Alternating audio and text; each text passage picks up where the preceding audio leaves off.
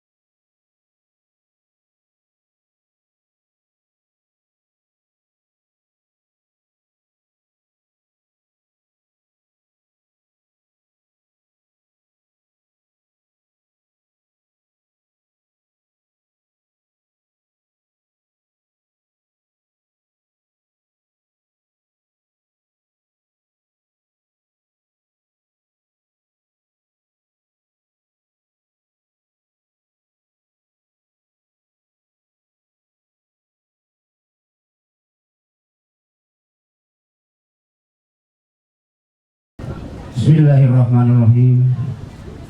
Assalamualaikum warahmatullahi wabarakatuh.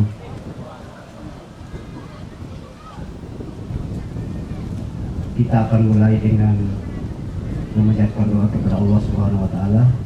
Allahumma shalli wa sallim ala hadzal nabiyil karim wa ala alihi wa sahbihi. Kami kasih kami di antara kami.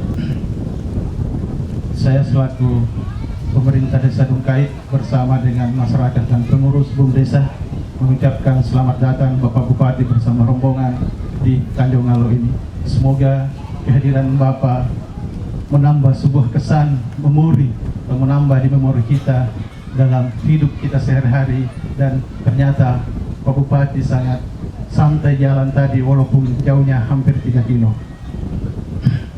Bapak dan Ibu yang saya hormati, perlu kami sampaikan atau kami laporkan kepada Pak Bupati bahwa kegiatan ini adalah kegiatan PNPN Pisau, dan dananya pun bersumber dari sebagian dari pengelola PNPN Pisau atau pelaksana PNPN Pisau, termasuk partisipasi para pemerintah desa sekecamatan Tapalang Barat dan bersama dengan camat. Bapak Bupati telah banyak bekerja untuk kemajuan masyarakat, tetapi untuk kemajuan Tanjung Ngalo, meskipun beliau akan berakhir nantinya pada 2012 sekitar bulan 10, tetapi saya tidak akan surut untuk mendapatkan suntikan-suntikan buat Tanjung Ngalo nantinya dari Bapak, karena saya yakin dan percaya bahwa PSDK bukan hanya memimpin Mamuju, tapi yakin dan percaya beliau akan memimpin Sulbar ke depan. Amin.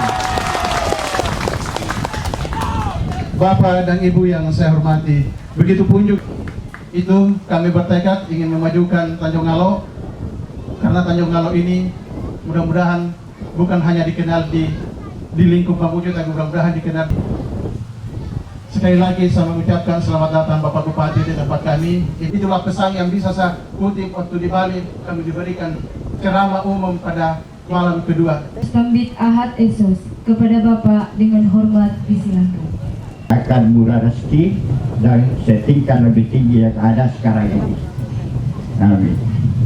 Bapak dan Ibu yang saya muliakan, perlu saya sampaikan bahwa kegiatan ini adalah kegiatan utama dalam melakukan silaturahmi bagaimana kita mengkonsolidasikan antara pemerintah dan masyarakat.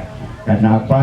Karena tujuan hakikatnya kalau kita bersatu, apapun yang kita lakukan, kalau kita bersatu, membangun kebersamaan itu sangat penting artinya. Dan yang kedua, suatu wilayah pariwisata ada macam-macam jenisnya. Ada yang memang didesain untuk menantang, itu wisata adventure ya, wisata yang memang untuk alam menantang. Ada juga wisata alam yang memang kita jual adalah alamnya, keindahannya, yang berbeda dengan wilayah-wilayah lain di satu objek-objek wisata. Apakah itu laut, apakah itu juga pulau, apakah itu gunung dan lain sebagainya. Yang kita jual adalah spesifik keindahan alam, seperti air terjun Niagara di Amerika. Wah, itu alam indah sekali. Bisa juga kita di sini seperti pasir putih, karena tidak semua pantai memiliki pasir putih. Banyak pantai yang kotor. Jadi pasir putih kemudian bersih, jernih, ada ikan-ikan yang bisa kita temani bercengkrama, itu bisa kita jual sebagai objek pariwisata. Tinggal kita mau lihat segmennya siapa. Kalau segmennya adalah kelas-kelas adventure, kelas-kelas yang suka menantang, biar dia jalan 10 kilo, no problem. Naik gunung, turun gunung, menyelam, berenang, itu tidak masalah. Kalau objeknya adalah para pengusaha, kepala dinas, harus turun dari mobilnya, sudah objek wisata. Seperti Pak Sekda dengan istrinya turun dari mobil, sudah harus objek wisata. Tidak harus berjalan kaki 3 kilo.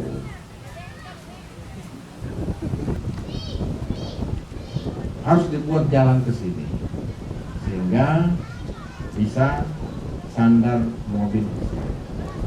Tapi alamnya jangan dirusak. Alamnya jangan dirusak. Dengan demikian di berbagai dimensi bisa kita jual. Lautnya kita bisa jual, hutannya juga bisa kita jual. Kemudian kulinernya bisa kita jual. Jadi 3 kita jual, lautnya, hutannya, apalagi hutan mangrove. Hutan mangrove sekarang tidak banyak lagi. Ya, hutan mangrove sekarang tidak banyak lagi. Tinggal kita desain mungkin penyu. Kalau ada penyu di sini, kita ternakkan. Ya, kita ambil dari bawakan sana, bawa ke sini kita ternakkan, kita kasih beranak. Baru setiap wisata datang bisa melepas anak penyu, bayar 50.000 satu anak penyu atau 250.000 melepas anak penyu ke alam. Nah, itu bisa kita jual seperti itu.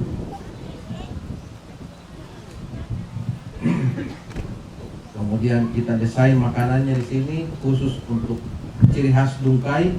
Makanan apa ciri khas Dungkai kira-kira yang tidak ada di daerah-daerah lain? Ya. Oshi, oshi. Itu makanan Jepang kalau oshi.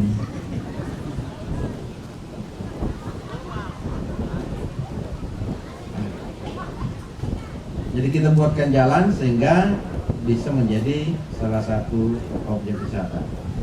Ya. Pemerintah daerah 20 miliar disisihkan duitnya untuk membayar BPJS untuk mengcover sekitar 70 sampai dengan 80.000 warga masyarakat kita yang tergolong rentan miskin. Digunakanlah sebaik-baiknya BPJS itu. Saya minta kepada kepala desa untuk tahun 2015 ini ada tambahan sedikit, ya. Yang betul-betul diajukan itu adalah yang betul-betul yang dilupa pada tahun 2014 kemarin. Ternyata jadi kalau pay, ya kan dia kasih hasil sedaan jauh, jadi kalau pay ya ini pertama. Nah, ini. Jangan lagi yang mampu yang kita kasih masuk mendapatkan BPJS.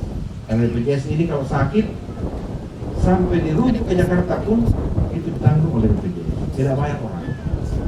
Ini Bapak. Saya kira yang lain, hal-hal yang lain kita sudah sama-sama berupaya. Mari kita berdoa semua, semoga kita Kabupaten Mamuju ini dalam waktu yang tidak lama lagi kita akan mengubah 5 kecamatan menjadi kota, termasuk Tapalang Barat ini kita desain untuk masuk menjadi kota yang terdiri dari Tapalang Barat, Tapalang, Simboro, Mamuju, Kaluku. Ternyata 6 dengan Balak-Balakan. Karena orang Balak-Balakan tidak mau masuk kalau kabupaten, dia mau masuk kota. Dengan demikian kita akan desain untuk masuk menjadi kota. Dengan demikian perubahan-perubahan ini kita harus siap untuk menghadapinya. Yang terakhir adalah Bapak dan saudara-saudara, jangan kita pernah putus asa. Mari terus kita optimis. Yang paling kita bisa optimisnya adalah bagaimana generasi kita ciptakan untuk bisa lebih baik daripada kita. Yaitu sekolahkan kita punya anak. Jangan pernah berhenti menyekolahkan kita punya anak-anak. Karena inilah yang akan memutus kemiskinan struktural. Kalau nenek kita dulu miskin, kenapa dia miskin? Karena dia tidak punya sekolah. Bapak kita juga miskin, kenapa dia miskin? Karena tidak punya sekolah. Sekarang saya jadi kepala desa. Kepala desa kan tidak miskin lagi. Kenapa? Karena punya sekolah. Sekarang tidak miskin lagi karena anaknya dokter. Dengan demikian bapaknya, ibunya dia bisa angkat kesejahteraan. Itu yang sudah dihargai di pasar dunia. Sudah bisa harga 100 juta. Ya, macam itu. Dulu batu itu hanya harga 500.000. Paling 500.000, 1 juta. Sekarang itu harga bacang di pasar dunia sudah. Kenapa? Karena Pak SBY pakai, Obama pakai, Bupati Mamuju juga pakai. Nanti batu ngalok, kalau sudah bagus kekerasannya, saya sementara cari-cari juga. Kalau ada saya dapat bagus, saya akan bikin cincin yang bagus. Kemudian saya akan sampaikan ke teman-teman saya, ini batu ngalok. Mana itu ngalok? Sudah pokoknya bagus itu ngalok. Kau ke sana, dapatkan batu ini. Inilah saya kira, terima kasih Pak Desa atas undangannya.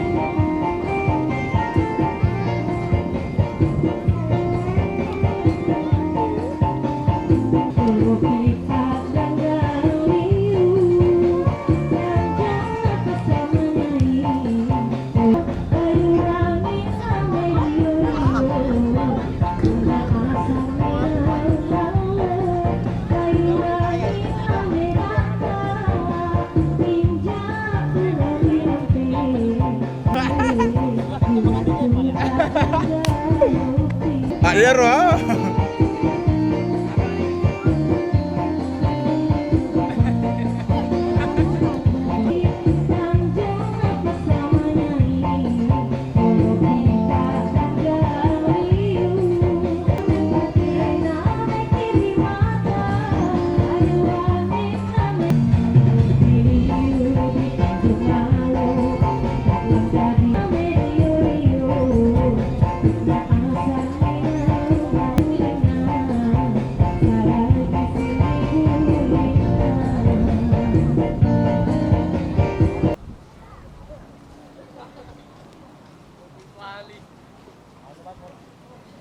Ya, kita hari ini datang ke sini berwisata, kemudian kita melihat potensinya.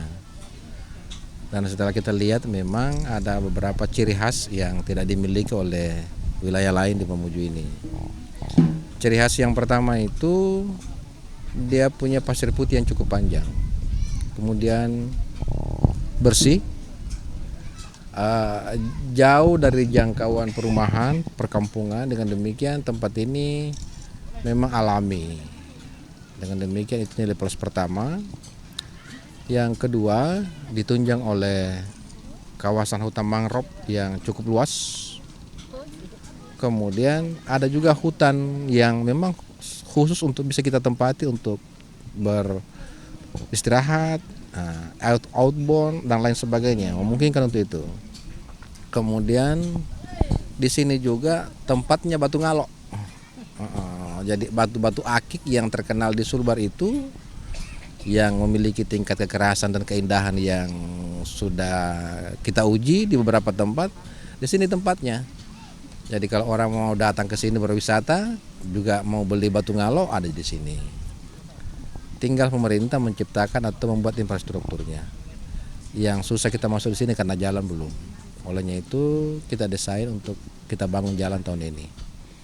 Dengan demikian bisa langsung sandar mobil, masyarakat bisa langsung di sini juga mensupport dalam bentuk menjual kuliner, kemudian menjual batu ngalok dan lain sebagainya. Wisata menjadi tempat yang enak. Saya kira itu.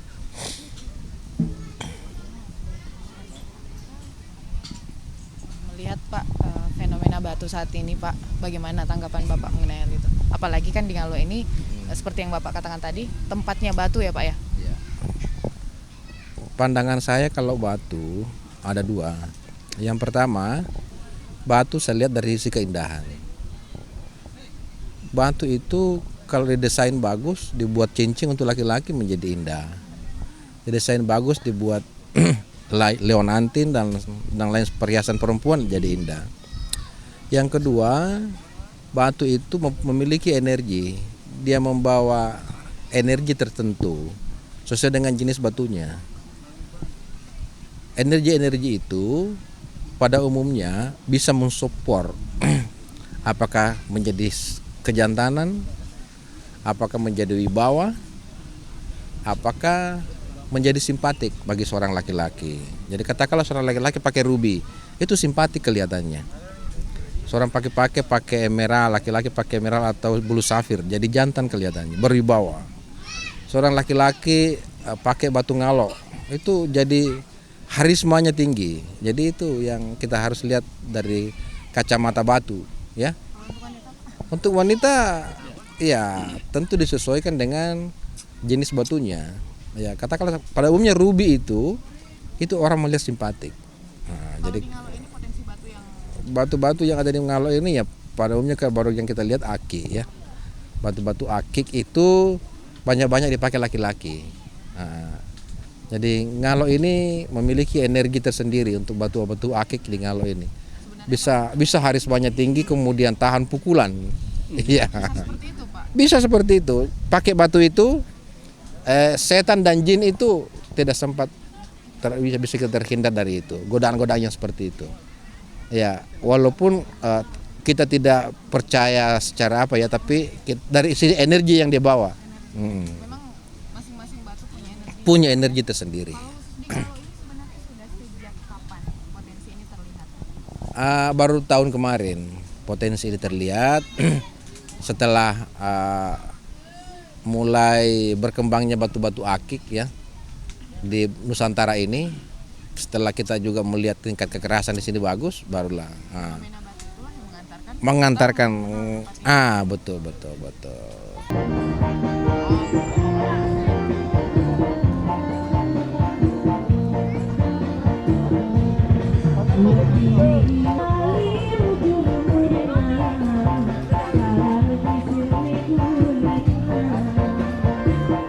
Kami sudah menggodok peraturan desa dan pembentukan pengurus Bondes, dan insya Allah saya didampingi ini, yang di samping kiri kanan saya adalah pengurus Bondes, dan insya Allah mulai tahun ini kami akan bergerak. Artinya kapan ini dianggap cocok untuk pelaksanaan kegiatan hari ini lebih kepada Setelah kami melihat segala potensi wilayah yang ada di desa kami, salah satu adalah unggulan kami yang kami tuangkan dalam RPJMDes kami.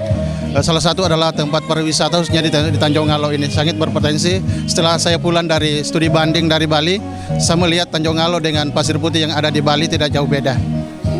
selain potensi yang bisa diangkat di Tanjung Ngalo ini yang bisa lebih ditonjolkan lagi Pak?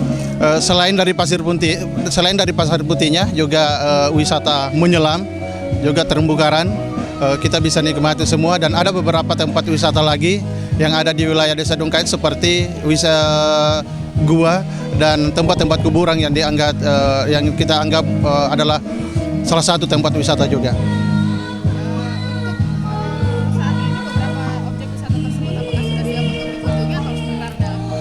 Sementara dalam proses yang kami siapkan adalah yang kami fokus dulu di Tanjung Ngalo, dan kami akan dari tahun ke tahun kami akan memperlebar seperti permandian air panas dan tempat-tempat yang lain sebagaimana yang saya sebut tadi seperti gua.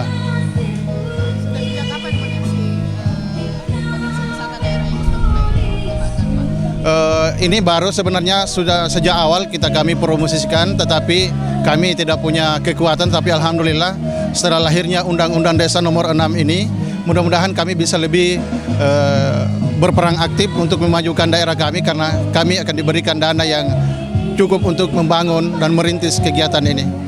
Potensi utama yang akan diangkat atau ditonjolkan untuk wisata khususnya di Kecamatan Tapalang Barat ini, di Ngalo ini apa saja Pak yang akan nanti lebih dimaksimalkan? Ya, pertama adalah permandian laut dan penyelaman dan pasir putihnya, dan juga beberapa tarian-tarian hiburan seperti Pancasila tadi. Penjemputan itu adalah khas Dongkait, itu adalah diciptakan dan gurunya orang Dongkait dan tidak pernah berguru kepada siapapun. Ya, bisa disebutkan Pak jenis tariannya tadi? Jenis tariannya seperti Pancasila tadi itu. Ya. Kuliner khas andalan Kuliner khas andalan daerah ini Pak? sini seperti jepa dan osinya itu dan sate barungan. Lalu harapan Bapak dalam waktu dekat ini untuk pengembangan wisatanya? Yang kami benahi dulu adalah proses kekuatan hukumnya dulu seperti perdesnya, dan pengurus-pengurusnya kami akan benahi secara struktur, dan kami akan berjalan, dan insya Allah akhir Januari ini kami akan tetapkan perdes untuk kegiatan ini.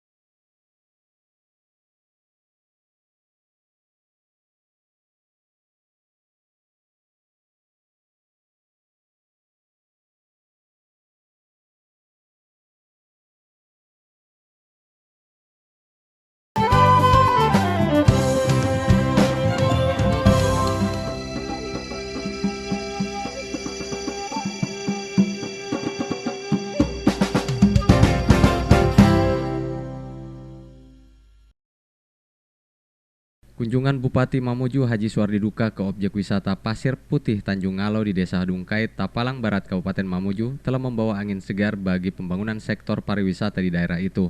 Bupati yang datang bersama Sekretaris Daerah Haji Hapsi Wahid dan sejumlah kepala SKPD Pemkab Mamuju berkesempatan menikmati panorama alam objek wisata Pantai Pasir Putih Tanjung Ngalo.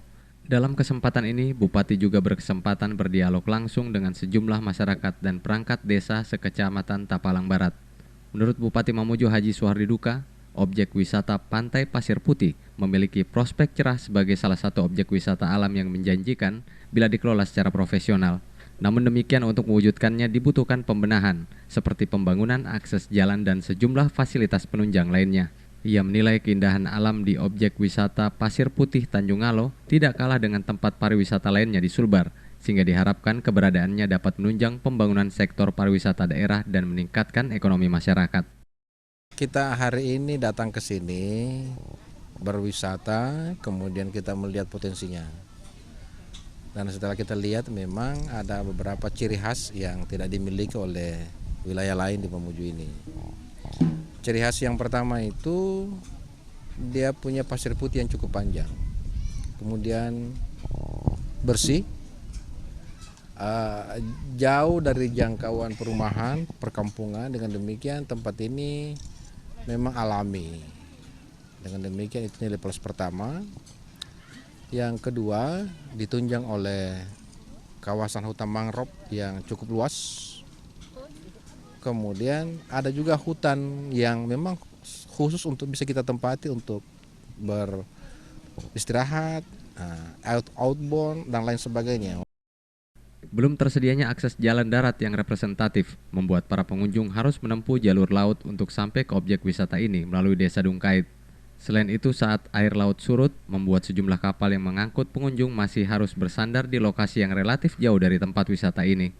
Diharapkan peran serta Pemkab Mamuju dapat memenuhi harapan masyarakat dalam mewujudkan pembangunan pariwisata handal di daerah ini. Rezaldi Safitri, TVRI Sulbar mewartakan.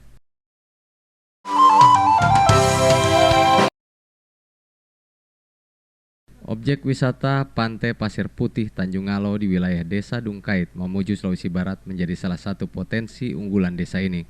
Namun demikian dibutuhkan kerjasama yang baik antara pemerintah Kabupaten Mamuju dan masyarakat desa setempat dalam mendukung peningkatan objek wisata ini. Untuk itu, pemerintah Desa Dungkait melalui wadah badan usaha milik desa, BUMDes, berinisiatif melibatkan masyarakatnya dalam pengelolaan dan pengembangan objek wisata Pantai Tanjung Ngalo. Menurut Kepala Desa Dungkait, Maskur Rahman, BUMDes diproyeksikan sebagai kekuatan ekonomi baru di wilayah pedesaan. Undang-Undang Nomor 6 Tahun 2014 tentang Desa menjadi payung hukum BUMDes sebagai pelaku ekonomi dalam pengelolaan potensi desa secara kolektif untuk meningkatkan kesejahteraan warga desa. Menurut Maskur Rahman, kolektivitas dalam pengelolaan objek wisata Pantai Tanjung Ngalo diharapkan dapat mendorong peningkatan perekonomian masyarakat. Ia optimis ke depan objek wisata Pantai Ngalo akan semakin berkembang dan dapat sejajar dengan objek wisata alam lainnya di tanah air. Setelah kami melihat segala potensi wilayah yang ada di desa kami, salah satu adalah unggulan kami yang kami tuangkan dalam RPJMDes kami. Salah satu adalah tempat pariwisata khususnya di Tanjung Ngalo ini sangat berpotensi. Setelah saya pulang dari studi banding dari Bali, saya melihat Tanjung Ngalo dengan Pasir Putih yang ada di Bali tidak jauh beda. Maskur Rahman menambahkan potensi yang dimiliki objek wisata Pantai Ngalo relatif besar, namun belum dikelola maksimal. Dengan sinergitas antara pihak-pihak terkait, objek wisata ini diharapkan dapat memiliki nilai jual lebih dan menjadi kebanggaan masyarakat desa setempat. Rezaldi Safitri, TVRI Sulbar mewartakan. Wilayah Pantai Pasir Putih Tanjung Ngalo di Desa Dungkait, Kecamatan Tapalang Barat, Kabupaten Mamuju memiliki banyak potensi penunjang pariwisata. Salah satunya adalah potensi batu akik yang berasal dari bebatuan di sekitar wilayah pantai dan beberapa titik lokasi di sekitar Desa Dungkait. Hal ini dinilai positif dalam menunjang keberadaan objek wisata Pantai Ngalo yang disiapkan Pemkab Mamuju sebagai objek wisata alam andalan. Apalagi saat ini di beberapa wilayah di tanah air termasuk di Mamuju, mengkoleksi dan menggunakan cincin batu akik mulai menjadi tren dan gaya hidup di tengah masyarakat. Hal tersebut ditegaskan Bupati Mamuju Haji Suhardi Duka saat berkunjung ke Pantai Tanjung Ngalo. Menurutnya batu jenis akik dari wilayah Tanjung Ngalo dan sekitarnya yang dikenal dengan istilah batu ngalo dinilainya memiliki banyak keunikan. Bila potensi ini terus dikembangkan dan dipromosikan, tidak mustahil keberadaan batu ngalo dapat sejajar dengan batu perhiasan terkenal lainnya, seperti batu bacan ataupun batu giok yang memiliki nilai jual tinggi. Nanti batu ngalo, kalau sudah bagus kekerasannya, saya sementara cari-cari juga. Kalau ada saya dapat bagus, saya akan bikin cincin yang bagus. Kemudian saya akan sampaikan ke teman-teman saya, ini batu ngalo. Mana itu ngalo? Sudah pokoknya bagus itu ngalo. Kau ke sana, dapatkan batu. Bupati Mamuju 2 periode yang juga pecinta batu perhiasan ini memiliki kesan tersendiri terhadap batu ngalo. Menurutnya, jika batu ini dipoles dengan baik, maka akan memperlihatkan berbagai corak dan warna yang menarik. Ia mengharapkan ke depan potensi wisata alam dan keberadaan batu akik ngalo akan semakin dikenal luas di masyarakat sebagai salah satu daya tarik unggulan pariwisata di daerah ini. Rezaldi Safitri, TVRI Sulbar, mewartakan.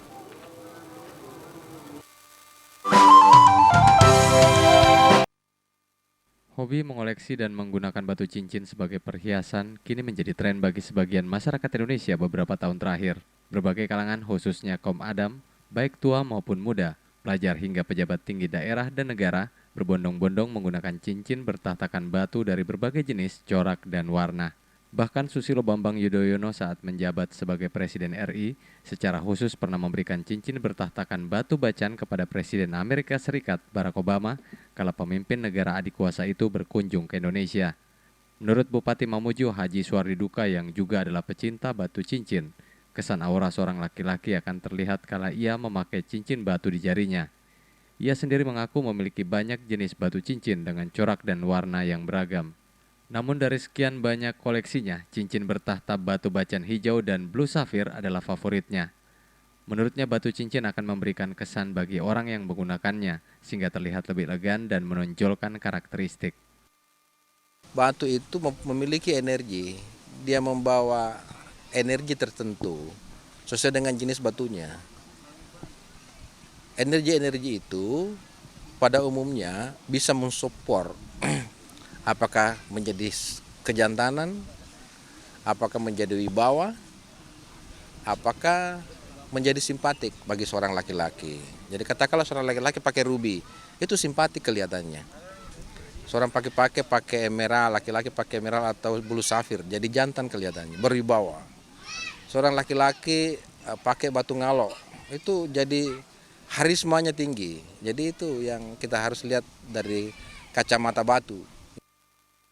Fenomena batu cincin yang saat ini melanda turut mengangkat harga beberapa jenis batu cincin terkenal seperti batu ruby, safir, giok hingga batu bacan yang dibanderol dengan harga fantastis di pasaran.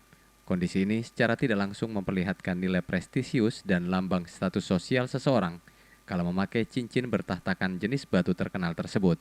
Rezaldi Safitri, TVRI Sulbar, mewartakan.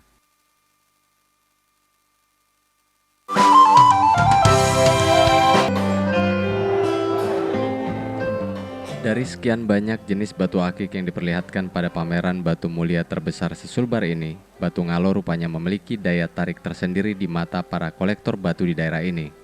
Sebagian besar koleksi batu akik yang dipamerkan di sini mayoritas diisi oleh batu ngalo dengan berbagai motif dan warna, selain batu akik dari wilayah lainnya seperti Majene, Polman, dan Mamuju Tengah.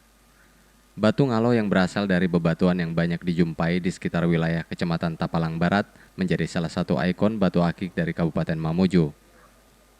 Fenomena ini mengangkat nilai jual batu ngalo bercorak unik yang dihargai hingga jutaan rupiah. Batu ngalo ini memang asli lokal daerah Tapalang, khususnya Kecamatan Tapalang Barat, terkhusus di Manakarra ini. Memang itu batu ngalo ini ambilnya juga kadang berada di pinggir pantai dan banyak juga di pegunungan. Tekstur dasar bongkahan batu ngalo berupa biji-biji kecil sebagai ciri khas bebatuan yang ditemui di sekitar wilayah Tanjung Ngalo, Tapalang Barat, menciptakan keunikan tersendiri pada tampilan batu ngalo. Hal ini membuat batu ngalo memiliki beragam warna dan motif indah bila dipoles dengan baik dan benar. Namun demikian, untuk menemukan bongkahan ini diakui para pengamat dan pecinta batu akik relatif sulit, sehingga dibutuhkan pengalaman dan pengetahuan serta kesabaran yang tinggi.